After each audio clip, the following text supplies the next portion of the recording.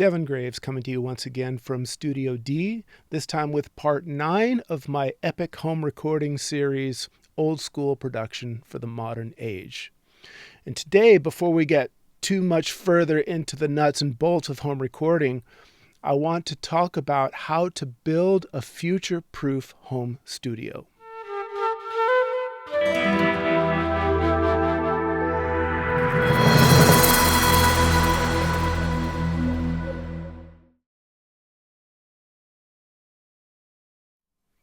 There's a little backstory that goes with this.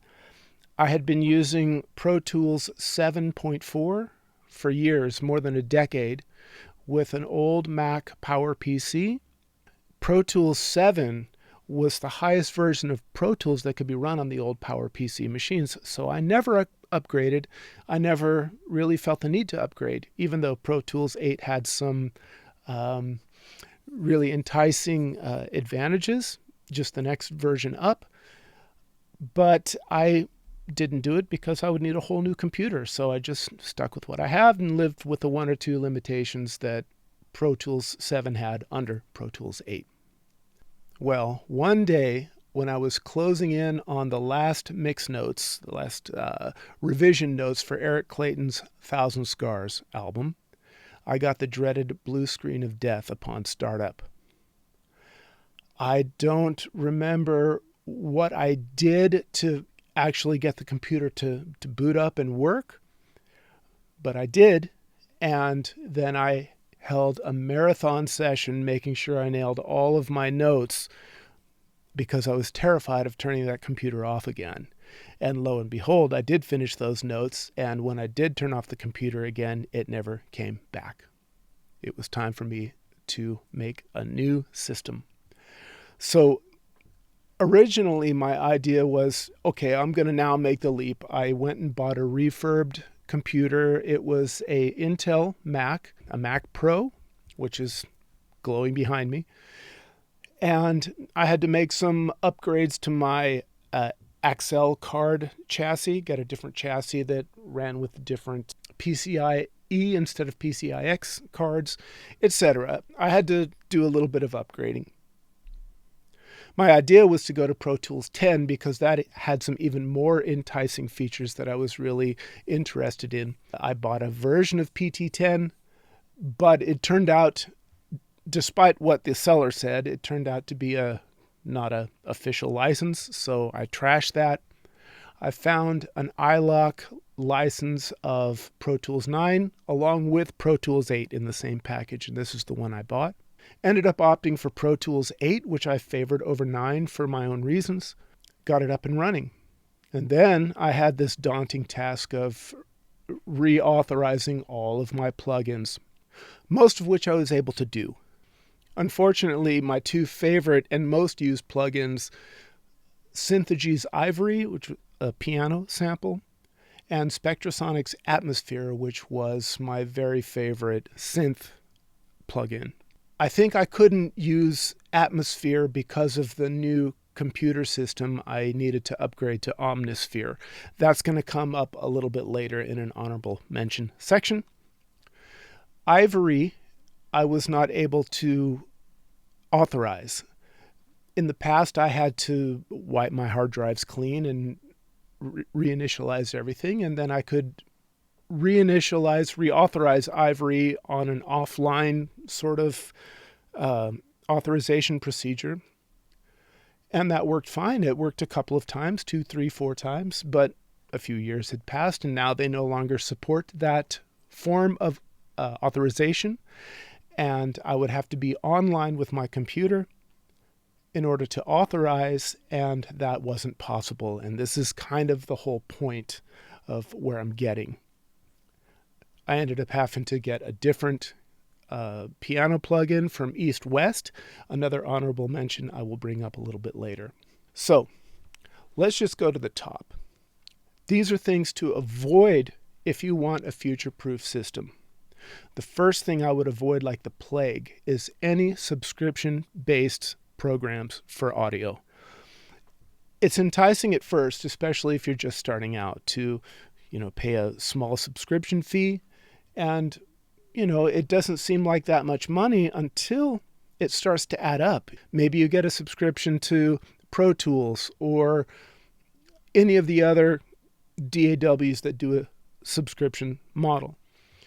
Maybe it seems like a cheap way to get in, but then you start adding plug-in subscriptions. Maybe one, maybe two, maybe three. What about Netflix? What about Amazon Prime? What about YouTube Premium? All of these things are nickel and dime, but when they start to stack up, it starts to add up to be pretty substantial monthly payment. But money isn't the main concern that I would have. It's accessibility. Anything could happen to a subscription-based system. For one, they could go under. What if the company just didn't exist anymore? What's going to happen to your subscription? What if something happens to your internet where you just can't pay your bills in time, or something happens to your bank?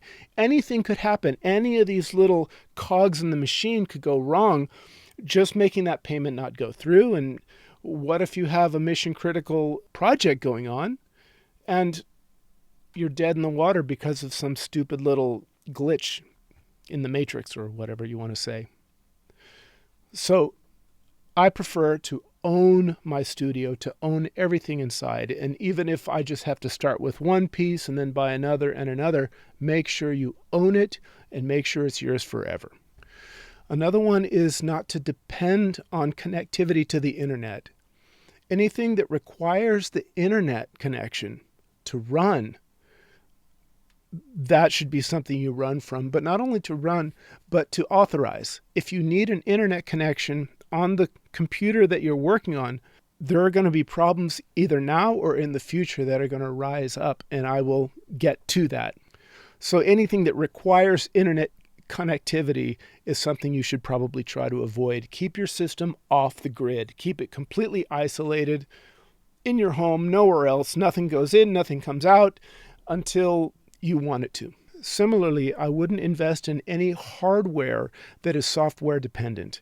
There's a lot of modeling mics out there, which are actually cool enough. I don't know if they nail the mics they're supposed to model or not, but maybe they're cool enough. But once that isn't compatible with whatever computer you end up with, that's all lost. That's all gone. All of my mics are just either Neumann mics or Shure mics or AKG mics, Telefunken mics, whatever they are.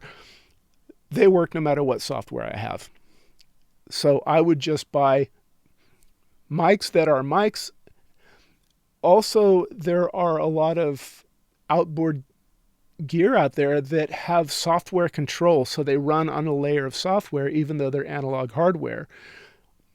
Awesome ability for recall and things like this, but if ever for any reason that company goes defunct and then your computer OS changes and then it's no longer compatible, I'd rather just have something that I turn the knobs on physically and it's going to work no matter what I plug it into. The C24 I have here doesn't need an extra software layer. It just runs right in Pro Tools. I have a Code 61 from M Audio. It's my keyboard controller. No layers of software. Just runs on a MIDI driver that's right in Pro Tools. So it just works. And again, I would keep my computer completely off the grid. Keep it unplugged from the internet. And in fact, only install on your production computer, only install production-related software. Only install any software that you need for the production of music. Don't even put screensavers or, video games or whatever, anything else, social media platforms, anything on your production computer. Just keep your production computer for production. Have a second computer, a laptop or whatever, where your social media and your emails and your video games and whatever else you have going on in your life, have that run on a separate computer, have that hooked up to the internet, and your production computer is going to be safe from viruses. It's going to be safe from anything that could go wrong via the internet. Never upgrade anything unless you absolutely feel you need it. Okay, if a new version of Logic comes out that does a function that you need, okay, upgrade. But otherwise, don't upgrade just for the sake of upgrading. Your software isn't going to make the audio quality happen. That's all done through the AD converters, through your outboard gear, and through your talent. Don't worry about the newest version of Pro Tools. Don't worry about the feeling of being left behind. Use what you have until it no longer works. On that same note, own as much hardware as you can. Real instruments, real outboard gear, real amplifiers, real microphones, real everything. Because if you do have this crash, that's the last thing you're going to have to worry about. Oh my God, my amp sims don't work anymore. Or whatever sample instruments I have. Even consider hardware synthesizers, hardware sampling synthesizers. Anything that just will plug into a pair of speakers and play is probably going to be a great investment for the long run. I mean, don't get me wrong. I love plug-in synths. I love them. But I had a nightmare where one day I owned them and then the next day I just didn't. Poof, gone. Avoid anything that requires the cloud. The cloud is fantastic for backing up files, but there's a version of Pro Tools Free, which stores your session on the cloud. I would avoid that. Have your sessions on a physical drive that you can hold in your hand and keep it where you can hold it in your hand. Sure, put a backup on the cloud. That's probably a very good idea, but don't rely on that cloud because you never know when your internet will shut down. If you're on a mission critical session and your internet shuts down, you're dead in the water. That is, again, in line with keeping your system off the grid. Backup daily. Every day you advance forward on your work, make a backup. And I'm running solid state drives on all my computers now, but sometimes they have a way of failing where the old magnetic drives are more robust. So it's a good idea to have a magnetic drive, and SSD and a thumb drive, whatever you have, but a magnetic drive to back up your sessions, back them up daily, and then take that drive off of your system when you're not actually backing up. Unplug it, take it off so it can't crash, it can't get anything wrong with it, a power spike or whatever is zapping that drive. Just have it sitting on a shelf waiting for it to be needed. Similarly, when you're doing a session and you're using a lot of virtual instruments, be sure when you've finished a track, be sure to burn that down onto an audio track. Don't leave it in the virtual realm, because if something happens, and it has happened to me where all of a sudden, I can't remember when it happened, but I just didn't have access to a certain plugin. Maybe I reinstantiated my hard drive and couldn't authorize in enough time or whatever. But anything you use a virtual instrument for, burn that down to an audio track. In Pro Tools, you can actually disable any track, you can disable it. Say if I have a virtual drums, okay? Burn all those drums down to individual tracks and then disable and hide the original software synth track, the virtual instrument track. And you can always show it again and activate it again if you need to make a change, but only work with audio tracks. That's going to save you CPU by the bucket loads. It's going to save you voicings if you're using Pro Tools. It's going to take these, if I was doing drums, I could be spending 32, 64 voices, or on a piano is a better example, 64 or more voices on one piano track, whereas it'll only take 2 voices burned on an audio track. That's a Pro Tools thing, but I'm sure it translates across any DAW, not using the CPU to drive your instruments in real time. That's also just a great way to have it back up. If you do have a crash and you can't instantiate your plugins anymore, at least you have the audio track to mix. Now I'm going to give some context to a few points I brought up before. I'm a Mac guy, and I would recommend that you use a Mac only because you don't have to worry about finding drivers. If you have to reinstantiate everything, you don't have to find all these drivers. Macs just kind of work right out of the box with almost anything you plug into them, especially in the audio world.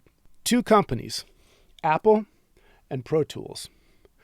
I love their products. I rely on their products, but I hate their business model. And it almost seems like Apple and Pro Tools are in lockstep with this same scheme. Now, here's the thing.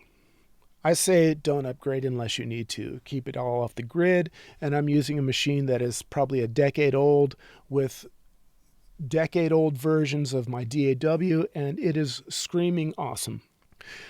I also have an M1 Mac running, when I'm recording my dialogue, on to a perpetual version of Pro Tools, I don't know, 2021 or whatever it is. I bought a perpetual license, and I've never upgraded that. But here's the thing. That computer, when I finish my work, then I'm going to upload this video to YouTube, so I do need the internet connectivity.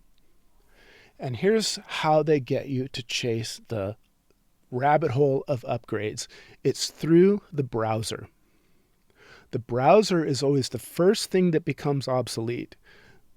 You'll even see the warnings. This browser is no longer supported. Upgrade to the next browser. Fine. Oh no. To upgrade to that next browser, I have to upgrade to the next OS. There's a certain point where you can't upgrade to the next OS unless you upgrade the computer. Case in point, for my Mac tower behind me, the highest OS it will run on is OS X Lion. Don't remember what the number is, but it doesn't matter. I think it's 1.7 or something, 10.7. Anything after that, that computer is useless. And this isn't necessary. It's just a business model. In order to get the browser to work, you upgrade the OS. Sometimes to get the OS to upgrade, you have to upgrade the computer. Oh no, now my version of Pro Tools isn't compatible with the new OS. I might have to actually buy a whole new version. Now this is by design. This is not by necessity. And I know this because there's a couple of companies. There's Reaper. Well, they're not a company. That's a DAW. Kukos, I believe, is the company. Fantastic business model. I can install Reaper on my Mac M1 or a Mac M4 or my Mac Intel or a Mac 32-bit Power PC. I can install it and load it on any of those computers. Also, I found the same with Harrison Mixbus 32. I have the same copy that I have on my M4 that I have on that Mac tower behind me. Of course, it runs better on the M1. Of course, it runs better on the M1, but the point is that it runs on both. So it's not necessary that they make these upgrades. It is by design. And so then you upgrade Pro Tools, let's say. Well, what about all your plugins? You're going to have this house of cards that some of them you can upgrade, some of them you can't, some you can authorize, some you can't, some are compatible, some are not. So just stay put. When it works, it works. If it's not broken, don't fix it. You've heard that before. I talked about some honorable mention, and there are two companies I want to talk about. One is Spectronics, and the other one is East West. Now, when I could no longer get Ivory to work, I got East West. There was a company called Best Service that was selling newer and older versions of this software, and I had managed to buy Platinum pianos, Platinum Orchestra. I wanted a backup version in case I couldn't authorize Contact for some reason, because that looked like that was the next thing to be unable to authorize if I had such a crash again. I'm using Contact 3. It's a very old version, but it serves my needs. I got a couple different versions. One of them was downloaded from East West Platinum pianos.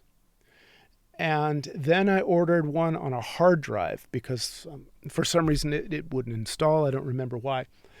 And when I still couldn't get it running, East West, I contacted them, even though I didn't even buy it from them, I bought it from Best Service. They still gave me online support. And when all of their suggestions wouldn't work, a technician actually made a phone call to me, sent a plug-in to my computer where they could actually operate my computer remotely and install the things in the proper folders. They did it for me, and they had nothing to gain by doing this. This was a legacy version bought by a different company. So East, West, you guys rule. Similarly, Atmosphere, I told you how that wasn't working, and I had to go to Omnisphere. And the only available versions were, I guess, Omnisphere 3. And the only version that would be compatible with my system was Omnisphere 1. So I finally found a version on eBay, a copy on eBay, a licensed copy. And even the seller said they don't know if they can license it. They're selling it secondhand for somebody else who they couldn't contact. And there was a policy from Spectronics that the original owner has to actually give consent to transfer the license.